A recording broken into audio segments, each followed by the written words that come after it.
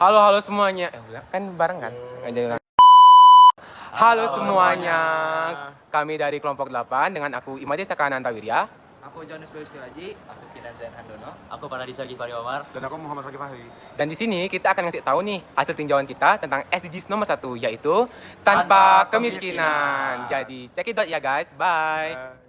Kalian tahu nggak, kemiskinan itu adalah suatu kondisi yang berkaitan dengan ketidaksanggupan suatu individu dalam memenuhi kebutuhan dasar mereka pada tingkat minimum, khususnya pada aspek pendapatan dan juga aspek konsumsi. Berdasarkan data angka kemiskinan dari BPS selama 1 dekade terakhir ini, terlihat adanya tren penurunan. Namun, jika kita melihat pada tahun 2019 hingga tahun 2020, didapati adanya kenaikan angka kemiskinan. Hal ini menyebabkan laju dari penurunan angka kemiskinan itu sendiri mengalami perlambatan. Beberapa target SDG nomor 1 yang akan dicapai pada tahun 2030 mencakup beberapa hal.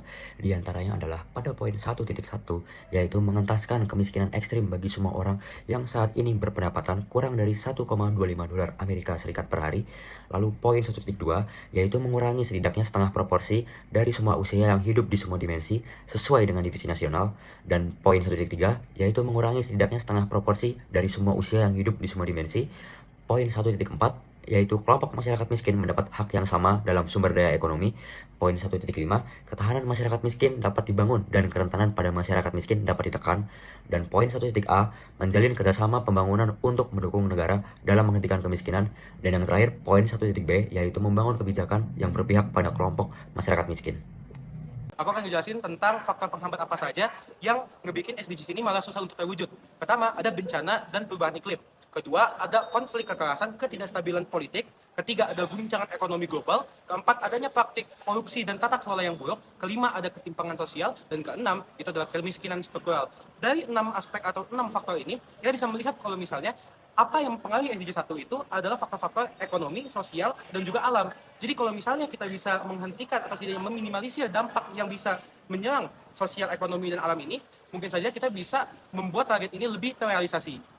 Untuk merealisasikan target SDGs nomor 1, kami menyediakan 5 solusi yang disingkat menjadi Kalimba. Yang pertama adalah K, kualitas guru ditingkatkan. Yang kedua adalah L, lapangan pekerjaan yang ditambahkan. Yang ketiga adalah I, infrastruktur yang dibenarkan atau ditambahkan lagi. Yang keempat adalah M, manajemen keuangan. Dan yang terakhir adalah B, penambahan beasiswa pendidikan. Nah guys, itu tadi hasil tinjauan kita tentang tanpa kemiskinan nih guys. So, gimana sih wawasan kalian tentang tanpa kemiskinan? Jadi bisa di drop di komen aja ya guys. Sekian dari kita, terima kasih dan bye.